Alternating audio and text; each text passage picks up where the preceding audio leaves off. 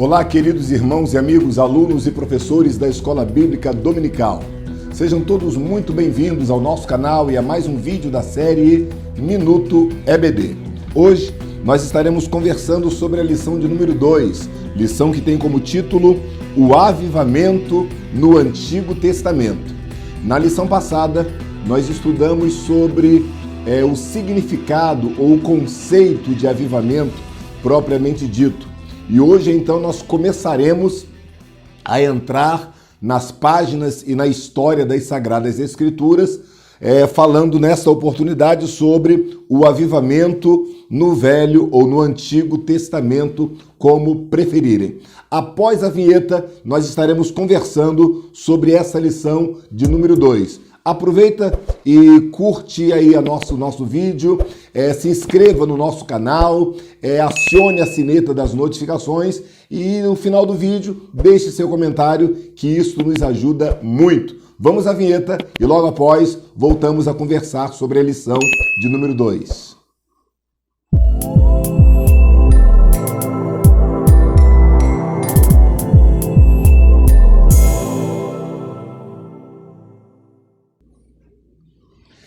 Então, nesta lição de número 2, o nosso comentarista, ele aborda 3 tópicos principais. No primeiro tópico, é um panorama histórico do avivamento no Antigo Testamento. No segundo tópico, ele nos fala sobre a confissão de pecados e o retorno à palavra, como condição básica para o estabelecimento do avivamento. E no tópico número 3, ele nos fala então sobre o avivamento e a palavra de Deus. Eu quero neste vídeo, como os irmãos sempre sabem, não é a nossa intenção dar uma aula por completo, porque isso será feito no domingo pela manhã, junto à classe, junto ao professor da Escola Bíblica. A nossa intenção é apenas fazer um apanhado e abordar alguns pontos mais relevantes. E nesta oportunidade, eu quero falar sobre a história do avivamento. Eu dividi o resumo desta história em 8 capítulos, apenas para nós entendermos que a história do avivamento está muito entrelaçada com a história da redenção humana, porque conforme nós estudamos na lição anterior, o que é avivamento? Avivamento é reacender a chama, avivamento é voltarmos aos padrões e aos ideais primitivos estabelecidos por Deus. Avivamento é trazer o homem de volta à comunhão com Deus. Quando pensamos, então, dentro desta perspectiva do regresso, do retorno do homem à comunhão com Deus, então nós podemos, então, entender a história do avivamento. E a história do avivamento, repito, está totalmente entrelaçada à história da redenção humana. Porque Deus criou o homem perfeito. Deus criou o homem para ser a coroa da sua criação. Deus criou o homem para ter comunhão com ele. Esse é o primeiro capítulo que eu intitulo como o capítulo da comunhão. Deus criou o homem para ter comunhão. No capítulo 2, eu estou falando sobre a história do avivamento em 8 capítulos. No capítulo 2, o pecado foi a maior tragédia, pois afastou o homem do convívio com o seu Criador. Adão pecou e com isto foi afastado da comunhão com Deus. Adão perdeu a maior bênção. E a maior bênção para Adão não foi ter acesso a todos os frutos. A maior bênção para Adão não foi gozar de uma inteligência sapiensal, não. A maior bênção para Adão era ter comunhão com o Criador. E foi justamente isto que ele perdeu com o advento do pecado. A partir de então, o homem afastado de Deus, o homem colocou em ação o seu plano. A partir de então, o homem afastado de Deus entrou no que eu chamo de crise de abstinência espiritual. E nesta crise de abstinência ele começou a usar complementos para substituir a comunhão com Deus. O homem que não possuía mais comunhão com Deus por conta do pecado que separa o homem de Deus, conforme nos diz Isaías, agora busca outros deuses, entre aspas, e com D minúsculo, para satisfazer a sua carência espiritual. O homem entra num verdadeiro processo de abstinência espiritual com a falta de Deus. Todas as vezes que isso acontece, ao longo da história, Deus sempre colocou em ação um plano para resgatar o homem ao seu estado original. Talvez a essa altura você possa estar pensando, Pastor Roque, o que é que tem a ver esta história do pecado, de comunhão com Deus, que o irmão está contando, com a história do avivamento no Antigo Testamento? Porque a história do avivamento no Antigo Testamento, repito, está totalmente atrelada, anexada à história da redenção humana. Pois bem, Deus começa a colocar em prática o plano para resgatar o homem. E dentro deste plano, Deus elege um homem, Abraão. Deste homem, Deus elege um povo, o povo de Israel. Deste povo, Deus elegeu um homem, Jesus Cristo, para ser o Messias, para ser o Redentor, para ser o resgatador, para ser o reconciliador do homem com Deus. A partir de Abraão, Deus começa a estabelecer um outro nível de comunhão com o homem. Através dos patriarcas, Abraão, Isaque, Jacó, José, Deus está sempre muito preocupado em estabelecer a sua comunhão com esses homens. Para Abraão, lá no capítulo 12, Deus manda Abraão sair da sua parentela, da casa do seu pai, onde habitava a idolatria. E lá na frente, no capítulo 17, versículo 1, Deus diz para Abraão, anda na minha presença e ser perfeito. O projeto de Deus, o propósito de Deus é que o homem andasse na presença dele. Todos os demais patriarcas, nós vamos ver que a preocupação de Deus era que este patriarca andasse na presença de Deus. Para Isaque, em Gênesis capítulo 26, versículo 3, Deus falou, olha, assim como eu fui com Abraão, assim eu serei contigo.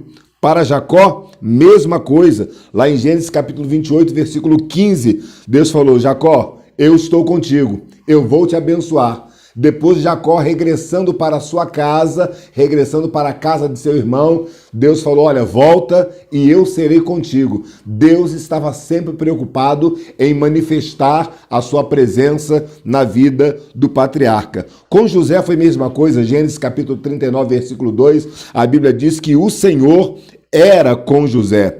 Em Êxodo capítulo 3, versículo 12, Deus falou para Moisés, Moisés, vá a Faraó e eu serei contigo. Presença, comunhão. Esta era a intenção de Deus.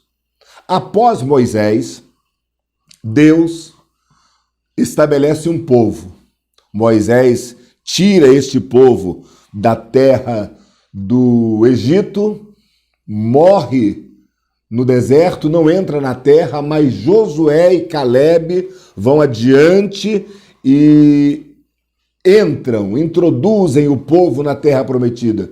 Mas ainda ao longo das batalhas, Deus falou com Josué no capítulo 1, versículo 5 do livro que leva o seu nome, Deus falou o seguinte, assim como fui com Moisés, assim serei contigo. Ainda com Josué, a intenção, o propósito, o interesse de Deus era que a presença dele fosse manifesta na vida do homem. O povo então se estabelece na terra prometida. Mas quando o povo se estabelece, Deus dá algumas ordenanças. E a ordenança de Deus era a seguinte, nós não vamos ler para não tomarmos muito tempo, mas em Juízes capítulo 2, versículos 1, 2, 7, 10 e 19, Deus fala o seguinte, eu introduzi vocês na terra para que vocês não se misturem com os povos desta terra. Porque se vocês se misturarem, vocês vão aderir à idolatria destes povos. E vocês precisam servir só a mim. O povo entra na terra, mas desobedece a Deus. No capítulo 1 de Juízes, nós vemos que o povo de Israel poupou muita gente que morava nos arredores. E esse povo que morava nos arredores foi o povo que contaminou, foi o povo que desviou a nação israelita. A Bíblia diz que a geração de Josué passou e uma nova geração veio. E esta nova geração não conhecia ao Senhor. Versículo 7 do capítulo 12 de Juízes. Esta nova geração não conhecia ao Senhor. Esta nova geração era dependente de um líder. E Deus levantou líderes, chamados juízes. Mas acontecia que Deus levantava um líder, o povo obedecia, o povo se quebrantava, e o líder libertava o povo dos seus inimigos, mas morrendo o líder, o povo voltava à prática da idolatria. Morrendo o líder, o povo se desviava da presença de Deus. Morrendo o líder, o povo perdia a comunhão com Deus. E perdendo a comunhão com Deus, Deus fazia com que os inimigos assolassem Israel. Perdendo a comunhão com Deus, Deus permitia pragas e inimigos sobre o povo, não para maltratar o povo, mas para fazer com que o povo voltasse para ele. E o povo se voltava para Deus, e o povo clamava, e o povo pedia libertação. Mas, na verdade, o que Deus precisava não era libertar o povo, o que Deus precisava era que o povo se arrependesse. E todo o livro de Juízes foi esse ciclo de libertação, queda, clamor, libertação, queda, clamor e assim por diante. Depois do livro de Juízes, nós entramos então no livro de Reis. O povo de Israel ficou por 3 ou 4 reinados, 3 reinados, unificado. Mas depois de Salomão, o povo se dividiu. Reino do Norte e Reino do Sul. O Reino do Norte teve até o cativeiro cerca de 20 reis. O Reino do Sul também teve cerca de 20 reis. Mas acontece que estes reinos, o Reino do Norte se distanciou totalmente da presença de Deus. O Reino do Norte abandonou completamente a comunhão com Deus. Mas o Reino do Sul ainda havia uma fagulha de esperança que alguns reis pudessem buscar a Deus e promover um verdadeiro avivamento entre o povo. A lição trata basicamente do rei Josias, que foi um grande estadista, foi um grande homem de Deus, mas a história nos mostra vários outros reis que foram reis piedosos, reis que promoveram um avivamento entre o povo. E a promoção do avivamento se dava em ações e práticas muito pontuais. Era levar o povo ao quebrantamento, era trazer a palavra para o povo através do ensinamento, era conduzir e incentivar o povo ao arrependimento e à confissão de pecados. Todos os reis bem-sucedidos fizeram exatamente isto.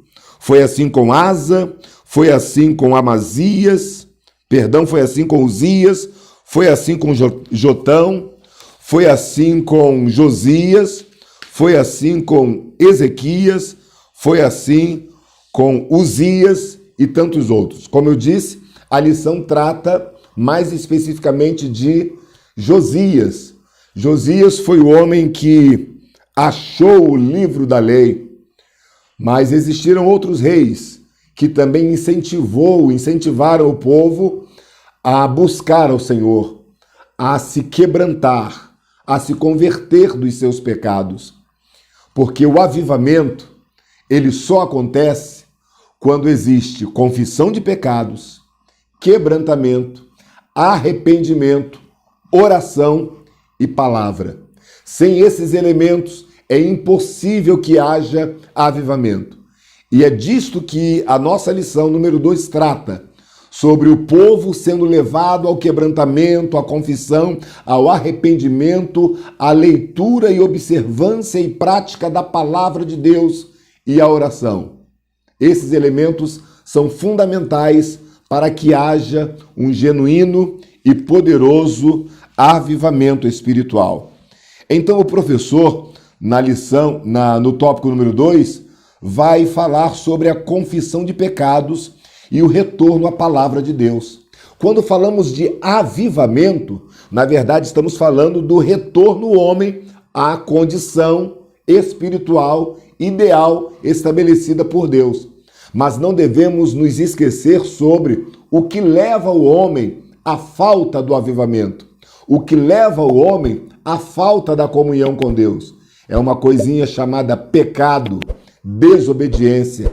E quando os grandes estadistas, homens de Deus, reis de Judá, promoveram o avivamento, eles estavam justamente preocupados em tirar o homem do pecado e levar o homem à comunhão com Deus. Tirar o homem do pecado, digo, levar o povo a reconhecer os seus pecados, levar o povo a confessar os seus pecados, a se arrepender dos seus pecados e voltarem às boas práticas da comunhão com Deus. Esta era a verdade de um grande e poderoso avivamento espiritual. O povo de Israel foi criado, eleito por Deus para ser um povo sacerdotal, para ser um povo exclusivo, para ser um povo que tivesse genuína comunhão com Deus. Avivamento é isto, é ter comunhão com Deus. Avivamento é andar na presença de Deus. Quando o homem dá lugar à desobediência, quando o homem dá lugar ao pecado, ele deixa de andar com Deus, ele deixa de ter comunhão com Deus, e este homem precisa de um avivamento. Precisa reacender a chama do Espírito em sua vida e assim ele voltar à prática da palavra do Senhor nosso Deus. No terceiro tópico, o comentarista fala sobre o avivamento e a palavra de Deus. A palavra, ela corrige, a palavra, ela instrui, a palavra, ela ensina. Devemos tomar cuidado com o formalismo, mas devemos nos aplicar na leitura, na meditação e na prática e na obediência da palavra do Senhor nosso Deus. Então, professor, conduza a sua aula no próximo domingo, tendo isto sempre em mente. Deus elegeu um homem para eleger um povo, para eleger um homem e, através deste homem, salvar a humanidade. Pense que o povo de Israel foi o povo eleito por Deus para sustentar a verdade de Deus em suas vidas. Pense que o reino se dividiu, o reino do norte abandonou totalmente as práticas de Deus, mas o reino do sul, dos 20 reis, pelo menos 6, 7, 8 reis foram reis piedosos. Dentre eles, a lição destaca o reino de Josias, que promoveu um grande avivamento espiritual. O reino também, ou melhor, a lição também fala de outros homens que promoveram o avivamento, como o próprio Moisés, como o próprio Samuel, homens que se dedicaram à palavra de Deus e sempre trouxeram o povo para a palavra do Senhor nosso Deus. Deus te abençoe, Deus abençoe sua vida, Deus abençoe sua família, Deus abençoe sua igreja, Deus te abençoe na próxima aula, no próximo domingo, o avivamento no Antigo Testamento. Eu sou o pastor Roque Ribeiro e você assistiu mais um vídeo da série Minuto EBD. Não deixe de dar o seu like, não deixe de fazer o seu comentário, não deixe de se inscrever nos nossos canais Roque Ribeiro Oficial, tudo junto, Instagram, Facebook e YouTube, Roque Ribeiro Oficial. Foi um prazer estar com você, até o próximo vídeo, Deus te abençoe.